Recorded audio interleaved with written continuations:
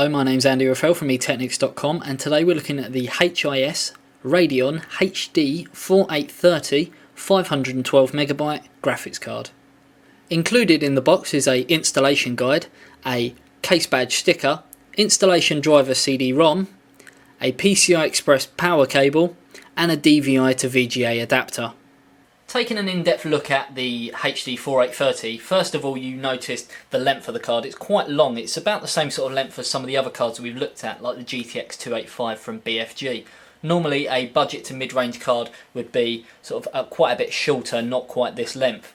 Another thing that you'll notice directly about this card is how bare it is. It hasn't got a big heatsink encompassing the whole card. All it's got is this sort of flower designed heatsink here with the HIS branded blue fan in the middle. You will notice that you can see that the fan is connected over here, and right next to it is a copper heatsink, which of course is going to help with cooling.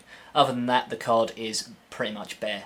Now taking a look at the underside of the card, we can see that it sports this bluey green sort of turquoise colour PCB, and the only screws on it that you can see are the two here which are helping the heatsink be bolted down, and then you've got the four here for the heatsink fan. Other than that, it's pretty standard.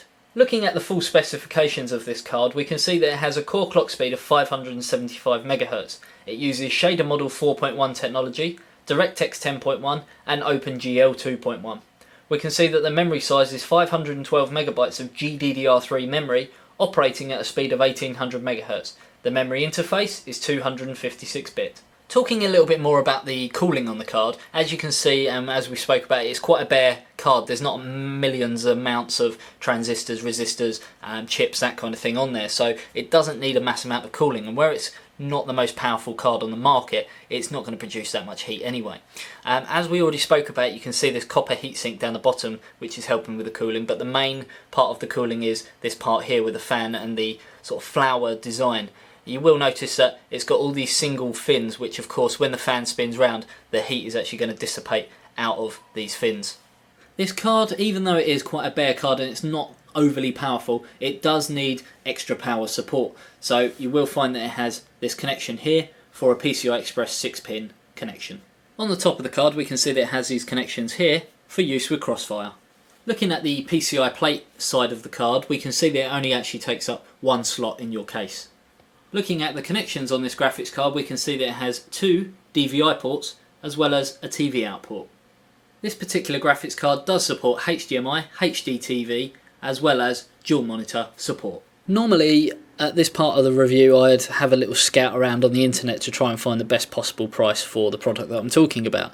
Sadly though, I had quite a lot of trouble trying to find any products from HIS.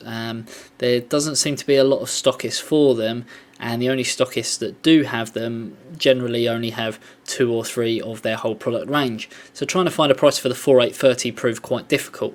The only place where I managed to find it is Microdirect for £104.78, but they were out of stock at the time of recording.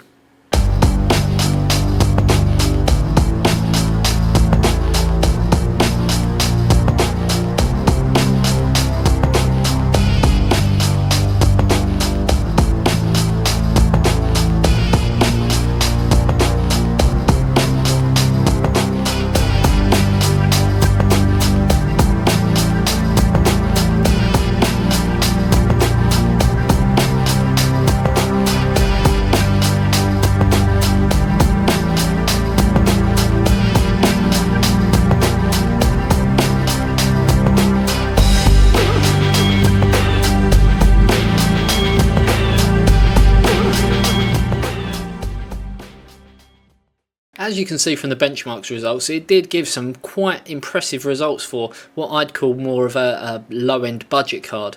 I do say budget, but the price is quite hefty. £104.78 was the cheapest that we could find, and the fact is it was the only price we could find, so limited availability as well on cards manufactured by HIS. You will find though with the Radeon series compared to the Nvidia series it does perform better in certain games and certain benchmarks, so it is going to be a matter of what you prefer, either the AMD variant or whether you're looking specifically for Nvidia. Because of the price of the actual graphics card and the pure availability, as I say, I could only find it in one online retailer in the UK, I'm going to have to give this 3 out of 5 stars.